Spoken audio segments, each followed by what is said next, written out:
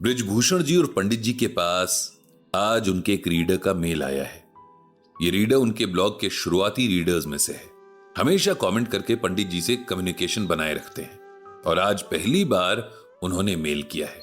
कुछ परेशानी में है और इसमें पंडित जी की सलाह चाहते हैं। मेल कुछ इस तरह से है।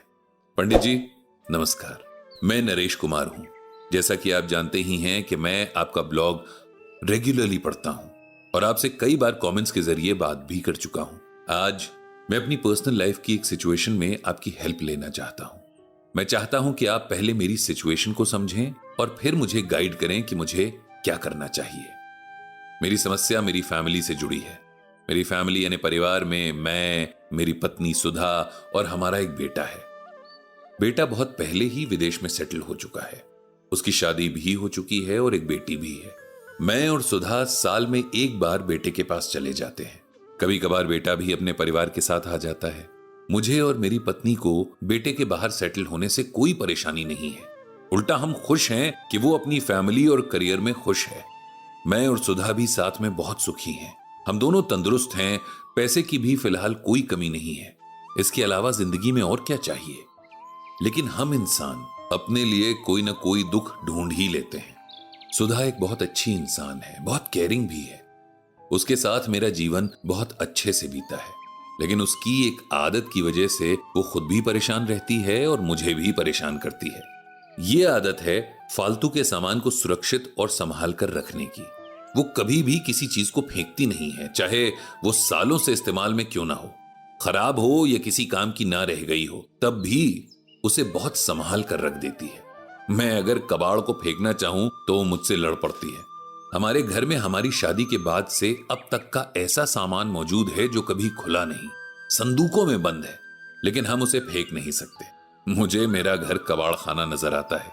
मैं कितना भी गुस्सा हो जाऊं, लेकिन सुधा मेरी इस बात को कभी नहीं मानती कि हमें इस कबाड़ खाने की सफाई की जरूरत है।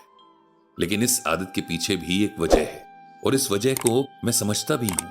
लेकिन अब जब वो वजह नहीं रही तो मुझे लगता है उसे इस आदत को भी छोड़ देना चाहिए।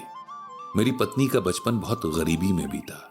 उसकी एक बहुत बड़ी जॉइंट फैमिली थी जिसमें बहुत सारे लोग एक ही छत के नीचे रहते थे।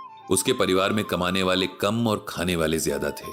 कभी कभी तो भूखे पेट सोने तक की नौबत आ जाती थी। अभावों से भरे उस बचपन में मेरी पत्नी ने शायद जो पहली चीज सीखी थी वो थी कुछ भी बर्बाद ना होने देना। रात को अगर रोटी का एक भी टुकड़ा बच जाए तो उसे सुबह के लिए संभाल लेना। जरूरत की चीजों को बहुत सोचकर खर्च करना और जो फिलहाल काम का नहीं है उसे ये सोचकर संभाल लेना कि क्या पता फ्यूचर में कभी इसकी जरूरत पड़ जाए।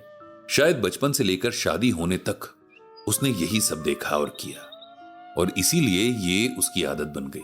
हमारी शादी के बाद भी उसके नेचर में कोई फर्क नहीं आया, जबकि हमारे घर के हालात अच्छे थे। घर में ऐसी कोई परेशानी भी नहीं थी। एक बार तो सिचुएशन बहुत अजीब हो गई थी। शादी के बाद जब हम पहली बार बाहर खाना खाने गए तो मेरी पत्नी ने एक्स्ट्रा नैपकिन्स अपने बैग में रख लिए थे। घर जाकर जब मैंने देखा और पूछा तो उसने कहा कि मैंने सोचा घर पर काम आएंगे। ये बस एक एग्जाम्पल है।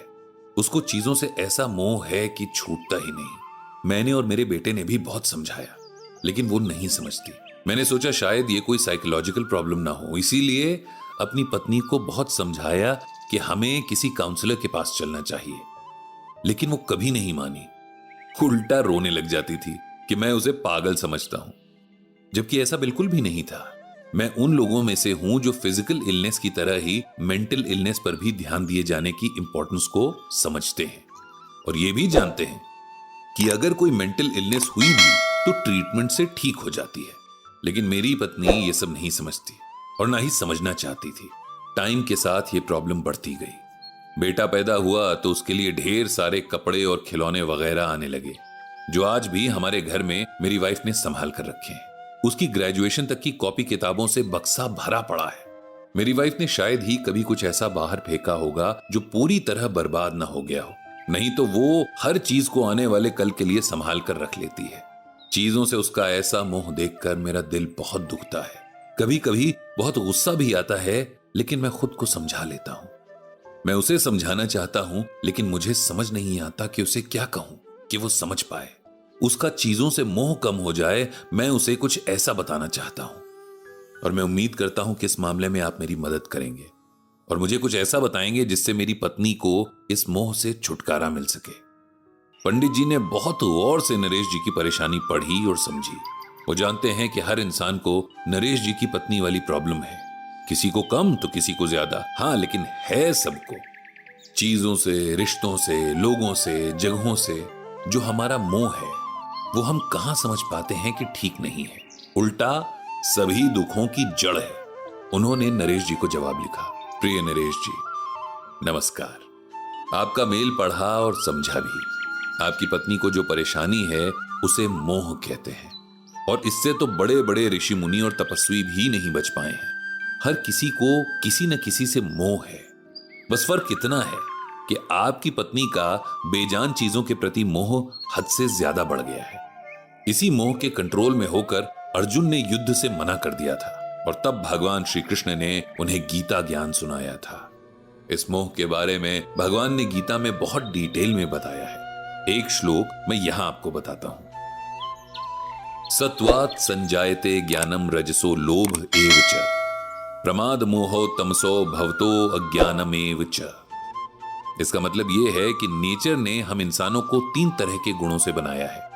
हर इंसान में ये 3 गुण मौजूद हैं। इन्हें सिंपल लैंग्वेज में ऐसे समझिए।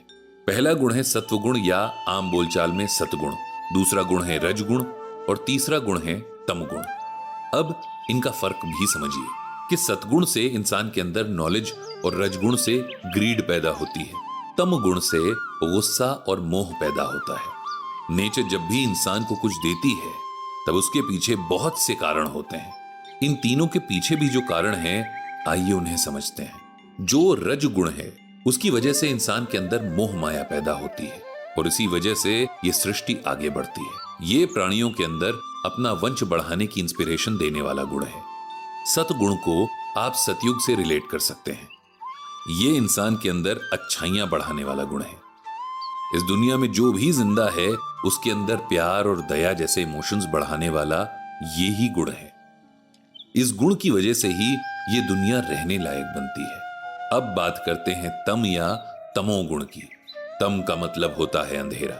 इससे हम समझ सकते हैं कि इस गुण की वजह से प्राणियों के मन में बुरे इमोशंस जैसे कि गुस्सा और लालच वगैरह जगह बनाते हैं। ये तीनों गुण इस सृष्टि के लिए बहुत जरूरी हैं। इन्हीं से यहां बैलेंस बनता है। सब अच्छा अच्छा होगा तब भी बात नहीं बनेगी, क्योंकि तब हमें अच्छे बुरे का फर्क पता ही नहीं होगा। और प्रकृति ने हमें जो एक और चीज दी है उसे विवेक कहते हैं, उसका हम यूज ही नहीं कर पाएंगे। हर इंसान के अंदर सही और गलत को समझने और अपनाने की समझ होती है और एक उम्र के बाद हमारी हर चॉइस और डिसीजन में ये झलकती है। ये बहुत हद तक हम पर डिपेंड करता है कि हम कौन से गुण को खुद पर हावी होने देते हैं। इसके बाद पंडित जी ने कहा कि मोह इंसान के इस विवेक को खत्म कर देता है। इसीलिए भगवान ने गीता में मोह को तमगुण कहा है। आप अपनी वाइफ से कहिएगा कि वे गीता पढ़ें और इस बात को समझने की कोशिश करें। गीता में भगवान ने बहुत डिटेल में मोह को जानने और उससे बाहर निकलने का रास्ता बताया है। भगवान श्री कृष्ण हम सबको मोह माया के इन बंधनों से मुक्त करें और सही राह दिखाएं। इतना लिखकर पंडित जी ने मेल सेंड कर दी।